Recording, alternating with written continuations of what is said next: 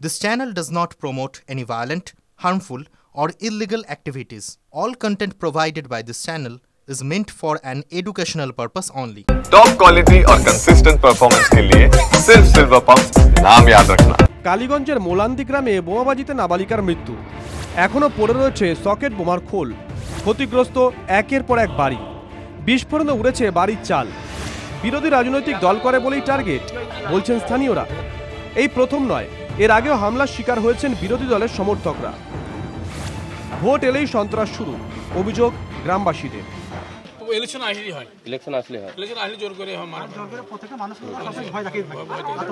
কেউ যদি কোনো মানুষকে ভোট দিয়ে যায় তাকেও ভয় দেখায় যে তোর খবর আছে, এরকম কথা বলে। কোনো ঝামেলা নাই, কোনো গন্ডগোল নাই, কোনো কাটাকাটি নাই, কিছু নাই। পরিকল্পিতভাবে বাড়িতে ঢুকে বাড়ি বাড়ি সব বোম মেরেছে। এর আগেও কি এরকম ঘটনা ঘটেছে? এর আগেও ঘটেছে। ভোটের দিন কি ভোট দিতে যেতে পেরেছিলেন? ভোট দিতে না, তার আতঙ্কে ছিলাম, হুমকি দিয়েছে ভোটের আগে। হ্যাঁ, বিরোধিতা করার জন্য ওরা, আমরা সকল সময় আমাদের বিরোধিতা করে। তুমি দেখতে পাচ্ছ যে এখানে বিরোধিতা করার কারণেই কিন্তু এইরকম মারধর করা হয়, এমনটাই কিন্তু অভিযোগ করছে। যতবার ভোট আসে, ভোটের আগে ভোটের পরে তৃণমূলে যারা গুন্ডা আছে, যারা সন্ত্রাস করে বেড়ায়, তারা বরাবরই এটা করে বেড়ায়।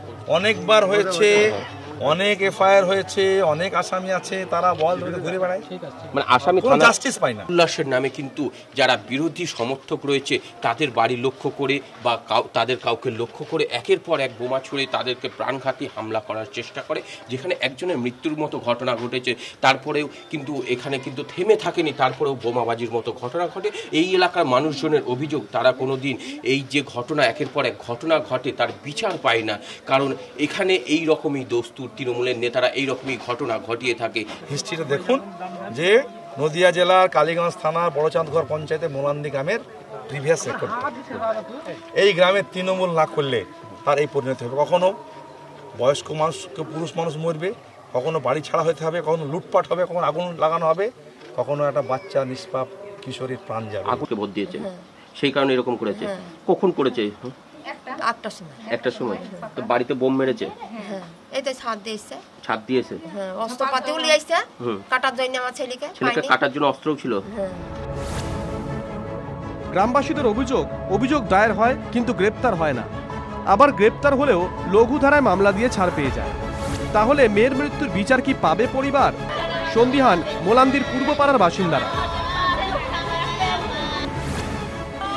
কৌশিক ঘোষের রিপোর্ট, টিভি 9 বাংলা।